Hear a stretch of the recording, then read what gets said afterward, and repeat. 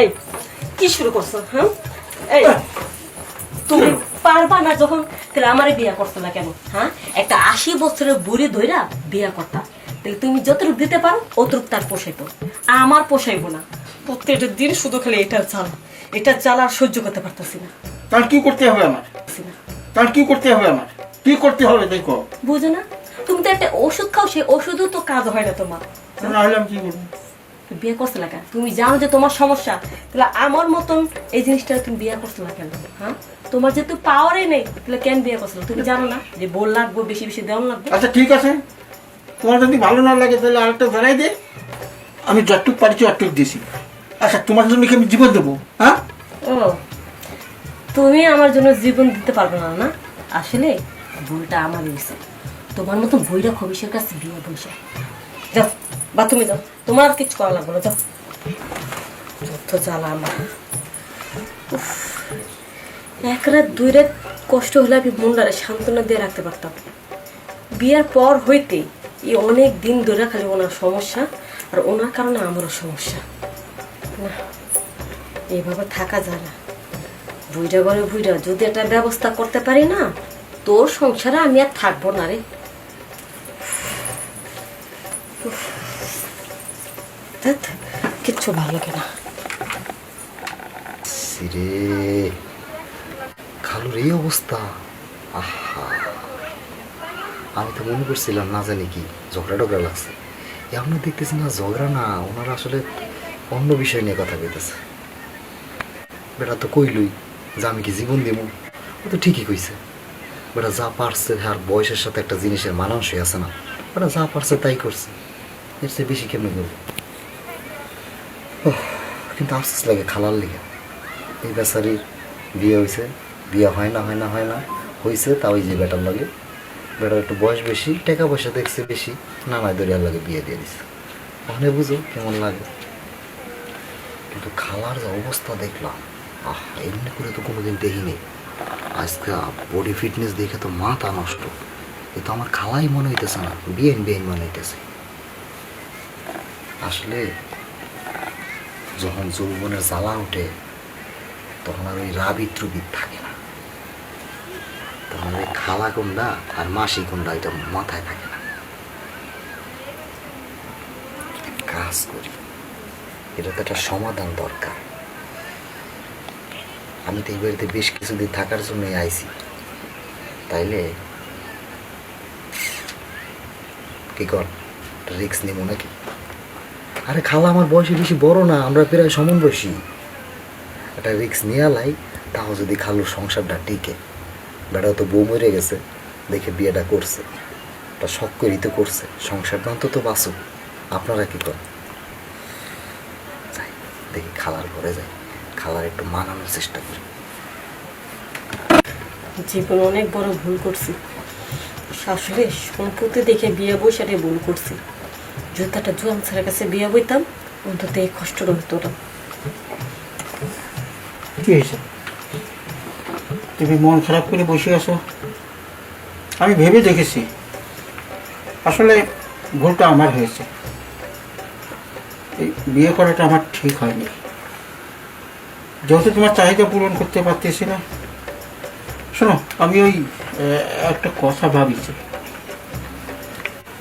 আমি একটু গ্রামে যাইতেছি, ওখানে একটা ভালো কবিরাজের সন্ধান পাইছি। দেখি যদি চিকিৎসা করে ভালো হয় তাহলে তো ভালোই। লক্ষ্মীটি মন খারাপ করে খাওয়া না, আমি চলে আসবো, হয়তো 4-5 দিন দেরি হইতে পারে। গেলাম আমি। হ্যাঁ, যাও, তবে চিকিৎসা করার চেষ্টা করো, ভালো হয়ে তারপর আমার সামনে এসো। আচ্ছা ঠিক আছে, একটু হাসি দাও। দেখো আমি দূরের ভাষে যাইতেছি, এইভাবে বেচার হয়ে বুঝতে পেরেছি। আমি ওষুধটা খাইয়ে আসার পরে যদি সুস্থ হয়ে যাই, তখন ইচ্ছে মতন তোমার বাইরে, তখন তুমি হাসবা। কি চলো যাও।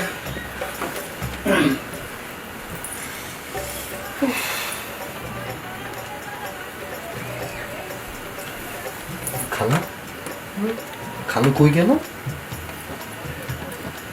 গেছে এক কবিরাজের কাছে। ওই যে দিনকে রাত্রে যে কথা কইলাম, সেইভাবেই তাইলে করছো না? তো ভালো হয়েছে। আমার কথা হলো যদি চিকিৎসা নিয়ে যদি ভালো হয় তাহলে তো ভালোই, কিন্তু কথা তো ওইটা না। আমি ভাবতেছি খালা অন্য কথা। কি কথা?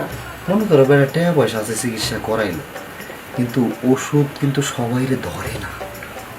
একটা সময় গেলে মানে আর কাজ হয় না। ওই দেখা গেছে তোমার ওষুধ খাই আইলো, হঠাৎ ওই 2-4 দিন সর্বোচ্চ আবার যাতায়াত, তখন তুমি কি করবে? কি আর করবো? সব নষ্টের মূল তো তোর মা। তোর মাই তো আমার এই বুড়ার কাছে বিয়ে দিছে। আজকে যদি ওর কাছে বিয়ে না দিত তাহলে অন্তত আমার এত কষ্ট হইতো না। দূর, তুমি এই পুরানো কিস্সা বাদ দাও তো। যেটা হয়ে গেছে তো হয়ে গেছে, ওটা কয়ে লাভ কি? এখন তো জন্ম মৃত্যু বিয়ে তো সব কিছু উপরালার হাতে, বুঝো নাই? আমি কই কি, তুমি যেহেতু এই বাড়িতে আসো, বেটার কিন্তু টাকা পয়সা আছে। তুমি যে দিন দিকে যাও গা, দেখা গেছে তুমি শরীরের সুখ ঠিকই পাইলা, কিন্তু দেখা গেছে এই যে দামি শাড়ি, দামি গাড়ি, তা তো আর পাইলা না। তার সাথে যদি একটা ব্যবস্থা করে দিই, এটা তোমার কেমন হয়? কি ব্যবস্থা? আর আমি তো এখানে তোমাকে বাড়িতে আইসি অনেকদিন থাকার লেগে, তাই না? তুমি চাইলে মনে করো যে একটা ব্যবস্থা কিন্তু হয়। তোমার তো একটা দিকেই অভাব না। আমি যেহেতু আছি, তুমি অভাব থাকবা কে? অভাব আমি পূরণ করে দেবো।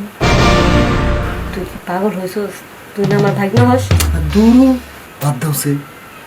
তোমার পেটে যখন খিদা লাগে তখন তুমি কি চালের ভাত খেয়ে কি দেহ, ইরি চাল না আলা চাল? তাই তো, আসলে তো আমি এত দূর ভাবি নাই। আরে একটা জিনিসের কষ্ট, সেই সুখটা যে স্বামীর কাছ থেকে নিতে হবো, এটা কোনো কথা এমন আছে? তো না, তাই তো কথা। তাই কইছিলাম কি, তুমি রাজি হয়ে যাও খালা। খালু যেহেতু নাই, এই কয়দিন আমি তোমার পুরো চাঙ্গা করে দেবো, চিন্তা করো না। হ্যাঁ ভাই, না ঠিকই কইছিস।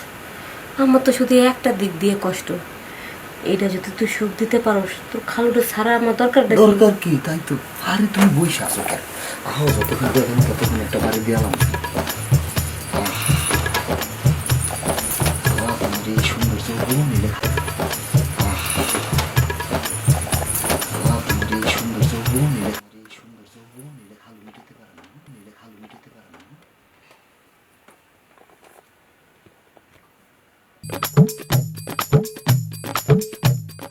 কিরে, তুই থাকতে আমি এতদিন কষ্ট করলাম, তুই তো সেই জিনিস ভালোই দিতে পারস, তাহলে তো তুই আগের থেকেই দিতে পারতিস। শুধু শুধু এতদিন কষ্ট করলাম। খাওয়া খাওয়া আর চিন্তা নাই। পারস।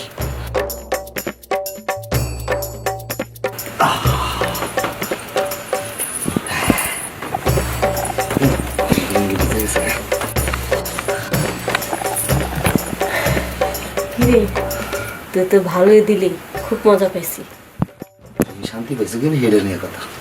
শান্তি পাইছি। তৃপ্তি হয়েছে, হুম হয়েছে তৃপ্তি। হুম।